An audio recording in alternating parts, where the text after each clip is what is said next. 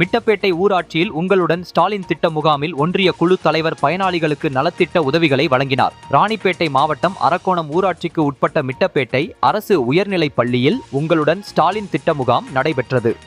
முகாமிற்கு கோட்டாட்சியர் வெங்கடேசன் தலைமை தாங்கினார். வட்டார வளர்ச்சி அலுவலர்கள் பிரபாகரன், தாஸ் பிரகாஷ், வட்டாட்சியர் வெங்கடேசன் ஆகியோர் முன்னிலை வகித்தனர். சிறப்பு அழைப்பாளராக அரக்கோணம் ஒன்றிய குழு தலைவர் நிர்மலா சவுந்தர் கலந்து கொண்டு முகாமில் மனுக்கள் பதிவு செய்வதை பார்வையிட்டு பயனாளிகளுக்கு நலத்திட்ட உதவிகளை வழங்கினார்.